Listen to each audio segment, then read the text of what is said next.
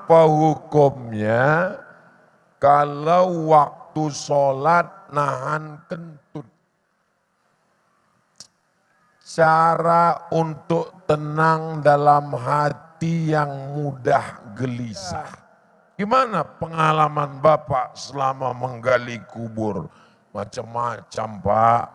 Kadang ada yang bila seorang istri membenci orang tua saya. Bagaimana solusinya Pak Ustaz?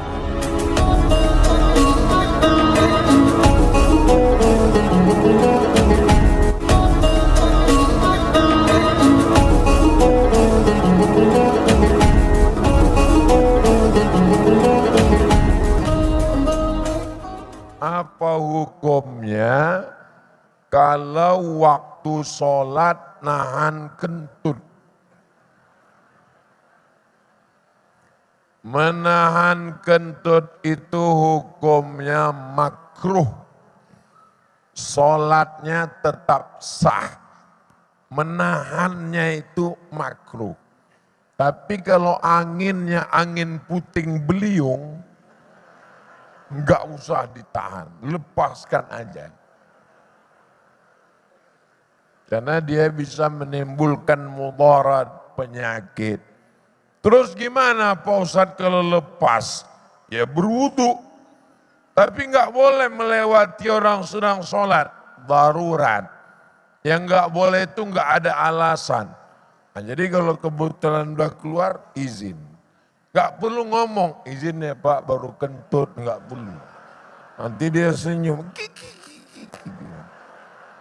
lewat aja, pergi berwudu, toiletnya bagus, tertulis an-nazafatu minal iman, kebersihan sebagian dari iman. Berarti orang yang enggak bersih tidak beriman. Kalaupun beriman, imannya tidak sempurna. Tuh ditulis besar-besar, an-nazafatu minal iman. Berwudu, datang lagi. Kalau masih bisa terkejar, masbuk. Tapi kalau tidak bisa, dia sholat sendiri. Kalau ada kawan, dia bisa buat jamaah kloter 2. Andai tidak, dia tetap sudah dapat pahala jamaah. Innamal a'malu bin niyat.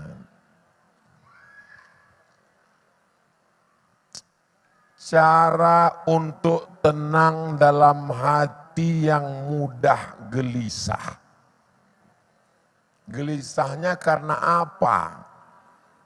Gelisahnya karena panas, hidupkan AC.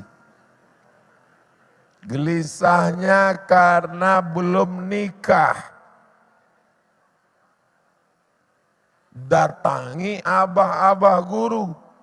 Mereka punya banyak stok. Jangan kepedean. Mentang-mentang baru tamat kuliah, udah kerja PNS, punya uang. Datang, kupinang kau dengan bismillah. Belum tentu diterima.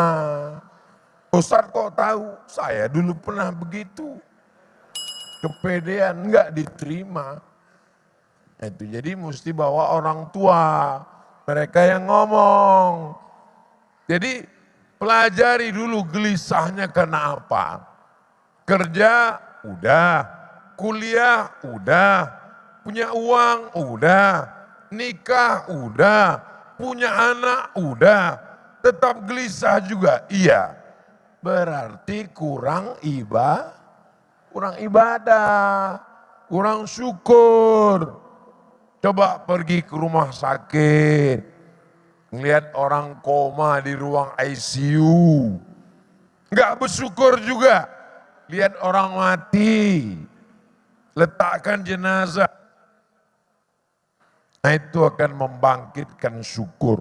Saya dalam sebulan mesti datang ngelihat orang mati. Tapi kalau saya ngelihat orang meninggal, orang nggak tahu saya ustadz. Saya tutup, pakai masker, pecinya digini-gini kan. Karena kalau saya datang begini, nanti saya nggak bisa merenungkan meninggal. Orang salaman, apa kabar Ustadz? Jadi saya nggak fokus ke jenazah itu. Gimana caranya biar supaya saya ingat mati? Maka saya pakai masker, saya datang, saya ikut sampai ke pemakaman, sampai saya lihat liang lahat dalam. Jadi salah satu musibah jadi ustadz, kalau banyak dikenal orang adalah tidak bisa merenungkan mati karena sibuknya bersalaman dengan orang banyak. Apalagi kalau cuma salam,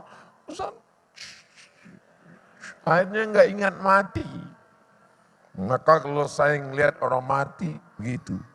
Sendirian datang. Pemakamannya di mana? Pemakamannya di sini Pak Ustadz. Tolong kirim Sherlock ya.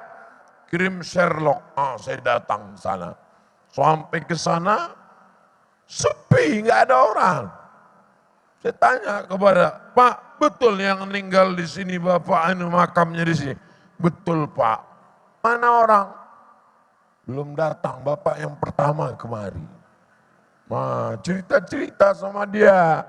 Gimana pengalaman Bapak selama menggali kubur? Macam-macam Pak. Kadang ada yang udah digali menyempit. Kadang-kadang ada yang baunya luar biasa. Nah, jadi itu cerita kita. Jadi jangan hanya melihat ke atas. Abdul Somad, jangan cuma tablik akbar ke sana, tablik akbar. Nanti kau jadi lupa diri. Tablik akbar sana, tanganmu dicium, dimuliakan. Tablik akbar di sana, dikalungkan bunga, dipasangkan jas. Akhirnya lama-lama jadi Fir'aun. Menjadi setan. Sekali dalam sebulan saya mesti ngelihat orang sakit. Dalam sebulan saya mesti ngelihat orang mati. Ngelihat ke liang jenazah. Supaya mengingatkan. Alhaakumut takazur. Hatta zurtumul maqabir.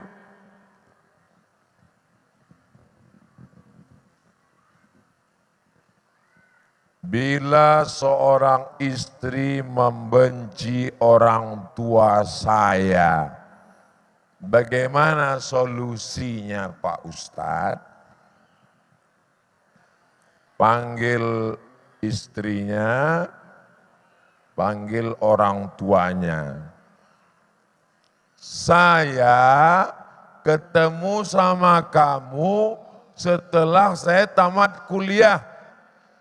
Selesai S1 umur 24-25. Dari saya dalam kandungan yang ngandung orangnya ini. Yang nangis muntah-muntah ini. Yang meregang nyawa ini. Yang melahirkan ini. Sampai akhirnya aku setelah kuliah barulah ketemu dengan ini. Tapi tentu bahasanya lembut, tidak seperti bahasa saya. Kalau dengan bahasa saya ini dia ngelawan. Aku ketemu dengan ini, aku juga punya emak. Nah, oleh sebab itu dengan bahasa Bapak yang lembut, yang baik. Tapi insya Allah ibu-ibu pasti sayang dengan ibunya bapak-bapak. Kenapa? Karena ibu punya anak. Ibu yang sayang dengan ibu mertuanya, insya Allah nanti ibu juga punya menantu, yang menantu ibu sayang dengan ibu insya Allah. Tapi kalau ibu enggak sayang, maka sesungguhnya suamimu adalah anak dari seorang perempuan yang pernah dikandung, disusukan dan dilahirkan. Kamu menemukan dia setelah dia menjadi orang. Jadi seorang perempuan paling bisa merasakan perasaan mertuanya. Saya laki-laki. Saya ketemu istri saya setelah dia tamat pesantren. Kalau ibu saya sayang ke saya, biasa karena saya anaknya. Tapi ibu mertua saya, dikandungnya anak itu 9 bulan 10 hari. Disusukannya 2 tahun. Dibesarkannya, disekolahkannya. Setelah itu dikasihnya ke saya. Begitu juga dengan ibu. Anaknya, kesayangannya, buah hatinya direlakannya untuk ibu. Maka perempuan dia mesti lebih sayang kepada mertuanya daripada ibunya sendiri. Kenapa? Karena ibunya sendiri yang melahirkannya. Tapi ibu mertuanya memberikan anaknya kepada ibu. Saya yakin dan percaya mudah-mudahan yang retak-retak direkatkan Allah kembali setelah takbir akbar ini insyaallah. Amin. Kertas terakhir.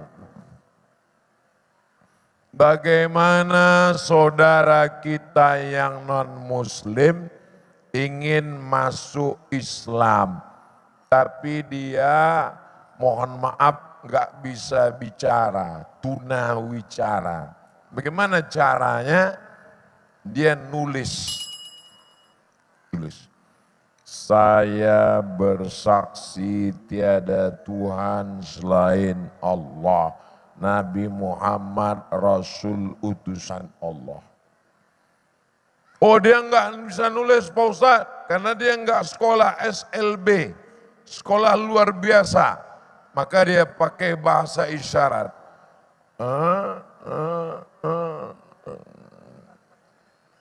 Aku hanya menyembah Allah, tiada Tuhan selain Allah.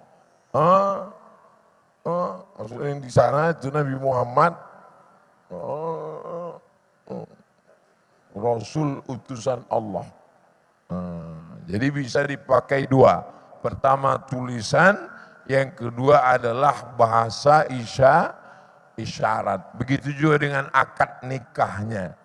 Dia ungkapkan, innal kalama la fil fuadi. Sesungguhnya kalimat itu letaknya di dalam hati. Wa innama ju'ilal lisan. Diciptakan Allah lisan alal fuadi dalila, mengungkapkan apa yang ada di dalam hati. Itulah tausiah kita dan tanya jawab malam ini.